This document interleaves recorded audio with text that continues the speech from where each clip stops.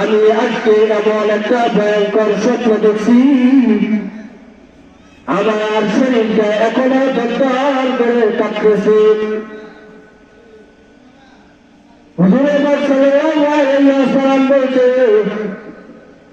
বলেছেন, এরে সাহাবা কি স্বপ্ন দেখেছ? বলো, আমি তোমার স্বপ্নের ব্যাখ্যা করে দিই।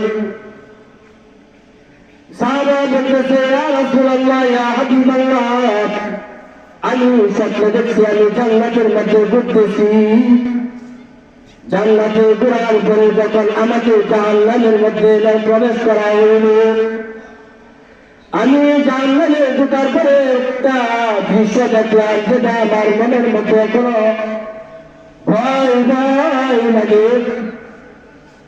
সেটা হচ্ছে, দেখলাম এক ব্যক্তিকে এমন ভাবে পাথর মারা হইতেছে যে এই মুখটাকে যখন পাথর মারা হইতেছে, এই মুখটার মাথার মগজ চিপকে দূরে চলে যাইতেছে, আর পাথরটাকে ফেরেশতারা আবার হাতে দিয়া তাকে এই পাথর দিয়া আবার তাকে আঘাত করা হয়। আর ওই পুনরায় ওই ব্যক্তির মগজটাকে পুনরায় ঠিক করে দেওয়া হয়। এর কারণ কি? এই স্বপ্নটা আমার খুব ভয় লাগতেছে। এই স্বপ্ন দেখার পর আমি আর ঘুমাইতে পারি নাই। এই স্বপ্ন দেখার পর আমার শরীরটা এখনো চটপট করে কাঁপতেছে। হযরত সুলাইমান আলাইহিস সালাম তিনি সারা পৃথিবীর বাদশা ছিলেন। শেষকালে তিনি বলতেছে, তিনি মনে মনে অনুভব করলেন, মনে হয় আমার বাঁচার সম্ভাবনা নাই। তিনি মনে মনে এরাদা করলেন যে আমি একটি শেষকালে মসজিদ নির্মাণ করে যাই, বাইতুল্লাহ নির্মাণ করে যাই। এই আশা নিয়ে তিনি বাইতুল্লাহর কাজ দ্রুতভাবে কাজ সম্পন্ন করার উদ্দেশ্যে তিনি মানুষদেরকে কাজে না লাগাইয়া জিনদেরকে কাজে লাগাইলেন। বলা হয় জিনরা খুব ভয় পাইতেন। আর হযরত সুলাইমান আলাইহিস সালামের কিছু মুজিজা ছিল এমন, যখন উনি রাগান্বিত হইতেন তখন ওনার পুরো শরীরের রূপ দাঁড়াইয়া যাইতেন। আর যদি কেউ তার কাছে যাইতেন, ভয়ে কাছেও যাইতেন না। এমনকি তারা বলতেন যে না জানি এখন কি অবস্থা হয়ে যায়, তারা দূরে দূরে চলে যাইতেন। তো সুলাইমান আলাইহিস সালাম তিনি রাগান্বিত হয়ে জিনদেরকে কাজের অর্ডার দিলেন, যাও এরকম এরকম ভাবে বাইতুল্লাহ নির্মাণ করবা, এর ভিতরে যাতে তোমাদের সাথে আমার কথা বলতে না হয়। জিনরা তো তাড়াতাড়ি দ্রুতভাবে কাজ সম্পন্ন করার জন্য দ্রুত কাজে লেগে গেল। তো সুলাইমান আলাইহিস সালাম তিনি রাগের মধ্যে ভর করে তিনি দাঁড়ায় দেখতে লাগলেন। ওই সময় হযরত আজরাইল আলাইহিস সালাম হাজির। আজরাইল আলাইহিস সালাম এসে বলতেছে, ও আল্লাহর পয়গম্বর, আপনার এত বড় বাদশা, কিন্তু আপনার সময় শেষ, কিছু করার নাই। আল্লাহ রাব্বুল আলামিনের হুকুম, আপনাকে আমার মৃত্যু দিতেই হবে। সুলাইমান আলাইহিস সালাম তিনি আবদার করলেন যে আজরাইল, আমাকে একটু সময় দেওয়া হোক, যাতে করে আমি শেষ ইচ্ছাটা আমার শেষ ইরাদাটা যেন আমার সম্পূর্ণ হয়। যে বাইতুল্লাহ কাজে সম্পূর্ণ, যে বাইতুল্লাহ নির্মাণের কাজে আমি শুরু করছি, এই নির্মাণ যেন সম্পূর্ণ হয়, আমাকে একটু সময় দেওয়া হোক। আজরাইল আলাইহিস সালাম তিনি না করলেন। শেষ পর্যন্ত হযরত সুলাইমান আলাইহিস সালাম তিনি আবেদন করলেন, আমি আল্লাহর সাথে একটু কথা বলি। আল্লাহর সাথে কথা বলার পরে আল্লাহ বলছে, হে সুলাইমান, তোমার সময় শেষ, তবে হ্যাঁ, তোমার যে একটা ইচ্ছা, তোমার যে একটা ইরাদা যে তুমি বাইতুল্লাহ নির্মাণ করবা, এটা অবশ্যই অবশ্যই আমি তোমার ইচ্ছাটা পূরণ করবো, কিন্তু তোমার মৃত্যু তোমার সময় নির্ধারিত সময় হয়ে যাবে। তো সময় হয়ে গেল, সুলাইমান আলাইহিস সালামের তো মৃত্যু হয়ে গেল। দেখা গেল বাইতুল্লাহ নির্মাণের কাজ শেষ। সুলাইমান আলাইহিস সালাম যে লাঠি দিয়া, লাঠির মধ্যে ভর দিয়া দাঁড়াইলেন, ওই লাঠি কাজ, বাইতুল্লাহ কাজ সম্পূর্ণ হওয়ার সাথে সাথে তিনিও লাঠির মধ্যে পড়ে গেলেন। জিনরা দৌড়ে এসে কাছে এসে দেখলো এটা তো আজকের মরা না, এটা অনেক আগের মরা। তারা তো অবাক হয়ে গেলেন, আর মনে মনে ভাবতেছে এ কি আশ্চর্য বিষয় যে আমরা দেখছি আমাদের দিকে কেমন ভাবে তাকায় রয়েছে, শরীরে রুম গুরু দাঁড়ায় রয়েছে, আমরা ভয়ে দৌড়ে দৌড়ে কাজ করছি, এখন তো দেখি উনি আজকে না অনেক আগে মারা গেছে। কাজে মৃত্যু কারো থেকে রেহাই নাই। এমনকি বাদশাহ যুলকারনাইন রহমত আলাইহিস সালাম, উনিও সারা পৃথিবীর বাদশাহ ছিলেন, উনিও নবী ছিলেন, উনিও মৃত্যুর হাত থেকে বাঁচবার জন্য, হায়াত বাড়ানোর জন্য তিনি আগে হায়াত তালাশ করছিলেন। এমন পানি, যে পানি পান করলে মানুষের হায়াত লম্বা হয়। এমনকি বাইতুল্লাহ শরীফের মধ্যে দোয়া করছে, ওগো আল্লাহ, আমি বাইতুল্লাহর মধ্যে বলতেছি, আল্লাহ আমি যেন আবে হায়াত তালাশ করে আমি যেন পায়া যাই, আর পানিটা পান করে যেন আমার হায়াতটা লম্বা হয়ে যায়। বাইতুল্লাহর মধ্যে দোয়া করে তিনি যখন বের হইতেছেন, ইব্রাহিম আলাইহিস সালামের সাথে তো দেখা। ইব্রাহিম আলাইহিস সালাম বলতেছে, হে যুলকারনাইন, কি মনে এত টেনশন, চেহারার মধ্যে তোমার টেনশন মনে হইতেছে, কি এত ভাবতেছ? তো যুলকারনাইন আলাইহিস সালাম বলতেছে, ওগো আল্লাহর পয়গম্বর, আমি তো আগে হায়াত তালাশ করতেছি, যে পানি পান করলে মানুষের হায়াত লম্বা হয়ে যায়, ওই পানি আমি তালাশ করতেছি। এটার জন্য আমি আল্লাহ রাব্বুল আলামিনের কাছে দোয়া করছি। ইব্রাহিম আলাইহিস সালাম বলছে, তুমি আগে হায়াত যেহেতু তালাশ করতেছো, তোমার একার দ্বারা তো সম্ভব না, যাও হযরত খাজির আলাইহিস সালামকে তোমার সাথে নিয়ে যাও। কারণ খাজির আলাইহিস সালামকে আল্লাহ রাব্বুল আলামিন আলাদা ইলম দিয়েছেন, তিনি যদি আগে হায়াত পেয়ে যায় তিনি দেখেই চিনে ফেলবে, আর তখন তুমি পানি পান করে পারবা। আগে হায়াত তালাশ করার জন্য তো দুজন বের হয়ে গেলেন। খাজির আলাইহিস সালাম তালাশ করতেছেন, হযরত যুলকারনাইন আলাইহিস সালাম তিনিও পানি আগে হায়াত তালাশ করতেছেন, কিন্তু কথা বলে যার ভাগ্যে আছে সে পান করলো, যার নসিবে নাই সে পান করতে পারলো না। হযরত খাজির আলাইহিস সালাম হঠাৎ করে দেখলেন মাটির নিচ থেকে বরফ দিয়ে হঠাৎ করে পানি বের হয়ে গেল। তিনি দেখেই তো চিনে ফেললেন এটাই আগে হায়াত পানি। আর তিনি ডাকলেন, হে যুলকারনাইন, আগে হায়াত তো বের হয়ে গেছে, চলে যাইতেছে, তাড়াতাড়ি আসো। কিন্তু তিনি আমার তাকায় দেখলেন যুলকারনাইন আলাইহিস সালাম আস্তে আস্তে পানি আর মনে হয় থাকবে না। তিনি মনে মনে ভাবলেন, আমি পানি পান করে দিই। তিনি এক চিলু পানি পান করে ফেললেন। বলা হয় যুলকারনাইন হযরত খাজির আলাইহিস সালামের হায়াত লম্বা হয়ে গেছে।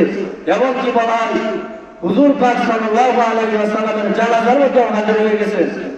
এমনকি হযরত আবু বকর উমর রাদিয়াল্লাহু তাআলা এর সাথে সাক্ষাৎ হয়েছে, আর বলে দিয়েছে যে আমি হাজির। কিন্তু যিনি আগে হায়াত পাওয়ার আশায় বাইতুল্লাহ শরীফে তওয়াফ করলো, আগে হায়াত তালাশ করলো, নসিবের না টাকার কারণে তিনি আর পান করতে পারলেন না।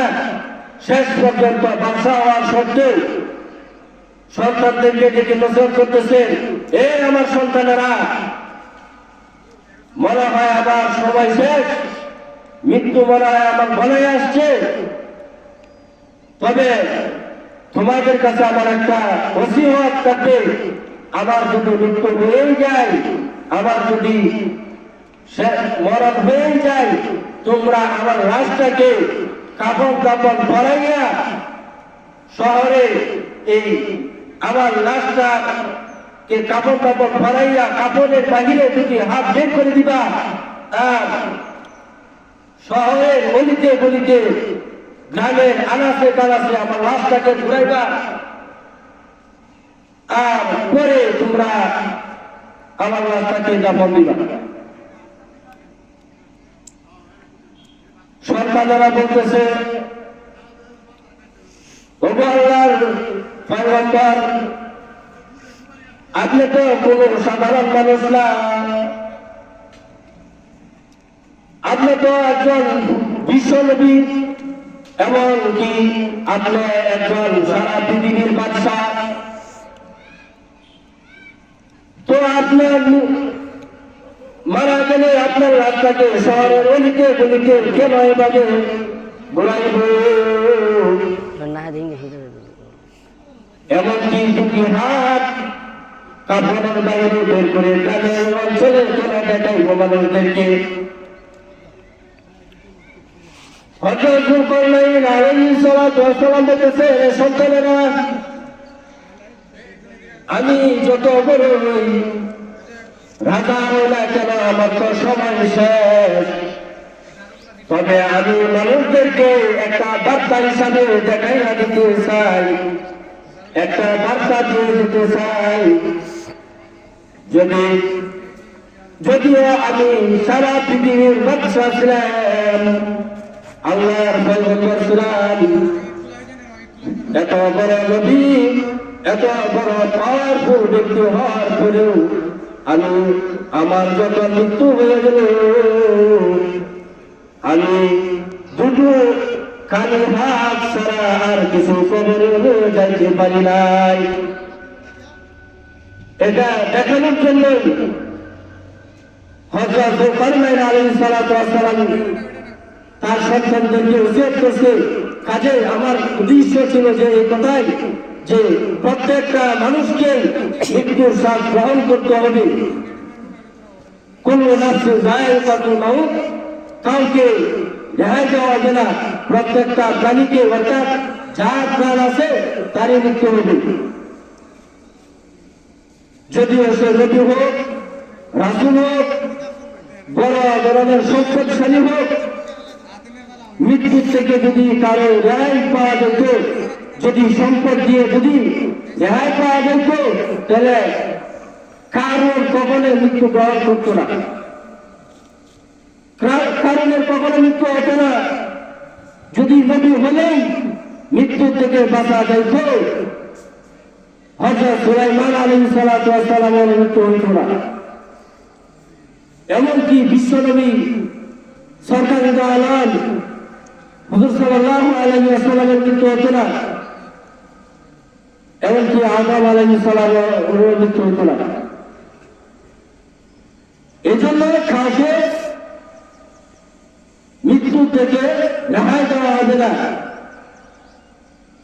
যেহেতু মৃত্যু থেকে রেহাই দেওয়া হবে না, কাজে আমাদের প্রত্যেকের মৃত্যু হবেই, এটাই নিশ্চিত। এবং মৃত্যুর আগে আগে আমাদের যে সামানগুলো আছে, কাজে মৃত্যুর পরে যেহেতু আমাদেরকে জিজ্ঞাসাবাদ করা হবে, আমাদেরকে জবাবদিহি করতে হবেই, এই জন্য আমরা মৃত্যুর আগে মৃত্যুর প্রস্তুতি নেওয়া দরকার। وَإِنَّمَا تُوَفَّوْنَ أُجُورَكُمْ يَوْمَ الْقِيَامَةِ আল্লাহ পাক রব্বুল আলামিন বলেন, মানুষকে আমি যতটা আদর করে বানাইছি, আবার সর্ব সময়ের জন্য দুনিয়াতে পাঠাইছি, দুনিয়াটা পরীক্ষার জন্য বাঁচাইছি, দুনিয়া থেকে আমার কাছে আসতে হবে। আর দুনিয়ার মধ্যে সময়ের মধ্যে কি কি করছে আমি আমার কাছে জবাবদিহি করতে হবে। وإنما توفون أجوركم يوم القيامة আল্লাহ পাক রব্বুল আলামিন বলেন, আমি কোরআনের মধ্যে জানিয়েছি ওই কালকে কিয়ামতের দিন, ওই কাল কিয়ামতের দিন আমার কাছে জিজ্ঞাসাবাদ করবো, আর প্রত্যেকের জিজ্ঞাসাবাদের বদলা দিব। আমরা তো সাধারণত টাকার গরম, পাওয়ারের গরম, শেয়ারের গরম, বিভিন্ন ধরনের মানুষদেরকে খুব অত্যাচার করি, কিন্তু এই কথা কখনো মনে রাখে আমাদের তো এখন যদি মারা যায়, এখন যদি ঘরে মারা যায়, একটা ঘন্টাও সম্ভবত আমাকে ঘরের ভিতরে রাখা হবে না, ঘর থেকে বের করে দেওয়া হবে। আর আজকে বললে কালকে আমার কাপড় হয়ে যাবে, পরের দিনে কোনো আশা নাই। এত বাহাদুরি কেন? শেয়ারের গরমে, পাওয়ারের গরমে মানুষ আমাদের অত্যাচারে কেউ থাকতে পারে না, অথচ এই কথা আমরা কখনোই ভাবি না। আমার হায়াতের জীবনে আমি কি কি করছি প্রত্যেকটা বিষয় আল্লাহ রাব্বুল আলামিন আমাকে জিজ্ঞাসা করবেন, আর এটা জবাবদিহি করে তারপরে জান্নাতে যেতে হবে।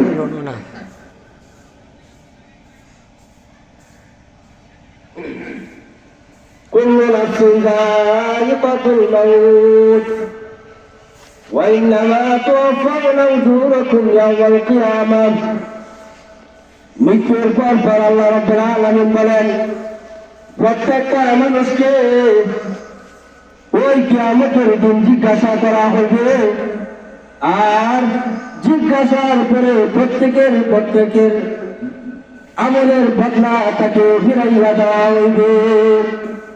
ফামান যুহজিহা আনিন নার وأدخل الجنة فقد فاز। এমনকি যার হালাত অবস্থা ভালো হইলে আল্লাহ পাক রব্বুল আলামিন বলে তাকে জাহান্নাম থেকে দূরে দেওয়া হইবে, তাকে জান্নাতের মধ্যে প্রবেশ করা হইবে, আর সেই ব্যক্তি হইবে সফল কাম। وما الحياة الدنيا إلا متاع الغرور। আবার আল্লাহ রাব্বুল আলামিন কোরআনের মধ্যে জানায়া দিয়েছেন, وما الحياة الدنيا إلا متاع الغرور। এরে বান্দারা, এই দুনিয়া বড় ধোঁকাবাজ, এই দুনিয়ার জায়গাটা বড় ধোঁকাবাজ, এটা বাটপাড়ির জায়গা, সালাকির জায়গা। তোমার সাথে যা বেশি সততা দেখাইবে, মহব্বত দেখাইবে, মনে রাখবে প্রত্যেকের ভিতরে কোনো না কোনো স্বার্থ আছে।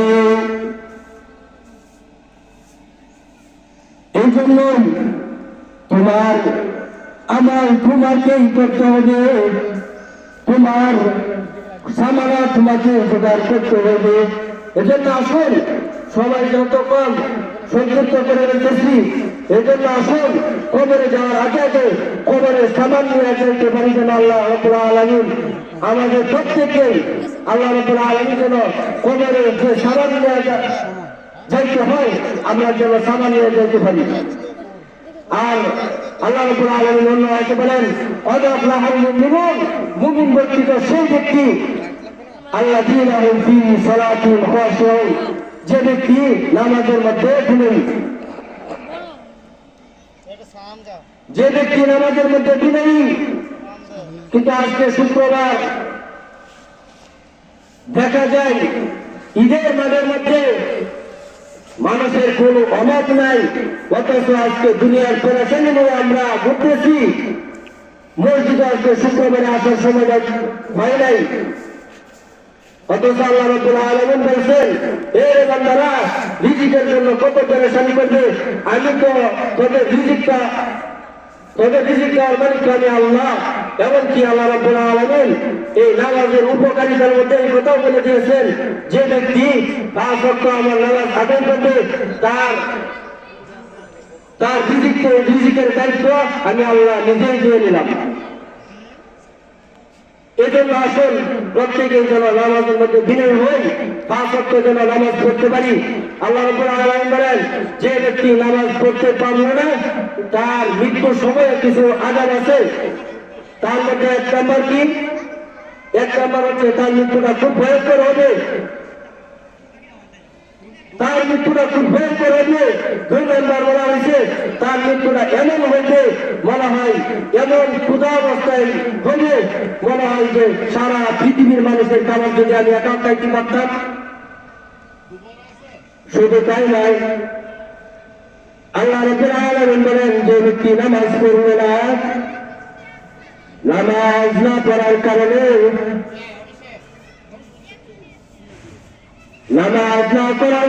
কারণে মৃত্যুর সময় তার এমন বিভাসিত লাগবে যেন মনে হইবে সারা পৃথিবীর নদী নালা সাগর যত পানি আছে সব পানি যদি আমি একাই পান করতে পারতাম, তবুও মনে হয় আমার পিপাসা মিটবে না। এত কষ্ট, এতটা দুনিয়া টাকা অবস্থায় কিন্তু খবরে যখন যাইবে, খবরে যাওয়ার পরে তার আযাবের কোন শেষ নাই।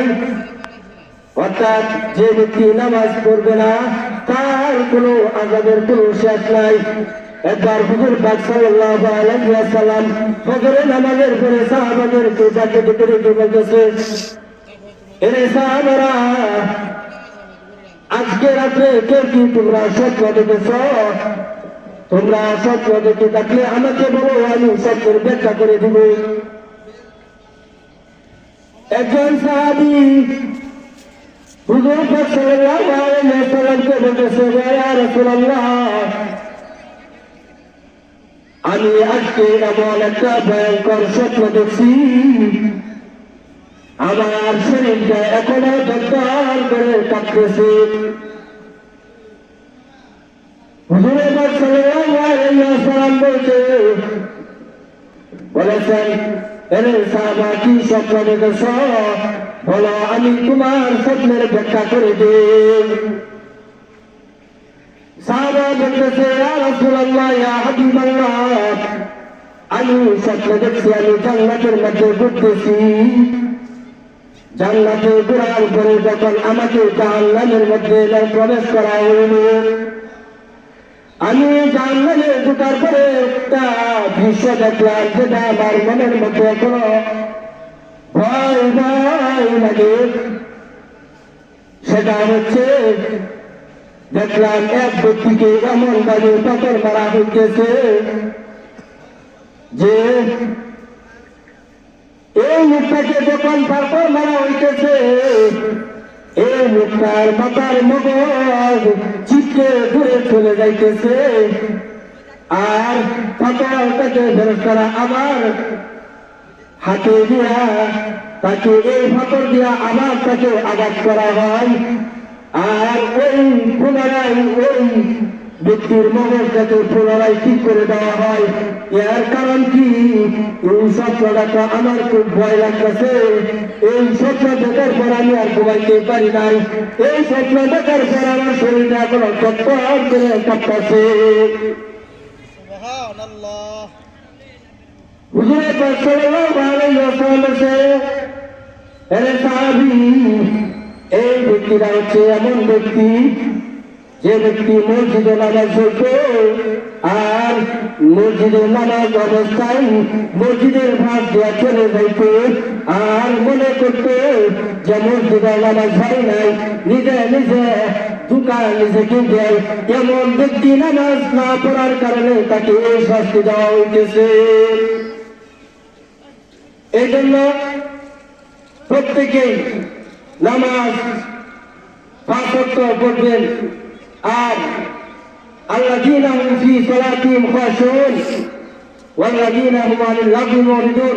পরিণামে আল্লাহ পাক রব্বুল আলামিন বলেন, হে দুনিয়ার বান্দারা, অনর্থক সময় নষ্ট করবে না, অনর্থক কথাবার্তা বলবে না। কাজেই সময় যত হয়ে গেছে, আমরা প্রত্যেকেই যেন মৃত্যুর আগে আগে মৃত্যুর সামান নিয়ে যেতে পারি। আর আমি একটা হাদিস পড়েছিলাম, ইযা মাতাল ইনসানু ইনকাতা আনহু আমালুহু ইল্লা মিন সালাসা ইল্লা মিন সাদাকাতিন জারিয়াতিন আও ইলমিন ইউনতাফাউ বিহি আও ওয়ালাদিন সালিহিন ইয়াদউ লাহু। আল্লাহ পাক রব্বুল আলামিন বলেন, হে আল্লাহর বান্দারা, যেহেতু মানুষের মৃত্যু নিশ্চিত, কাজে মৃত্যুর আগে আগে সামানা গ্রহণ করবা।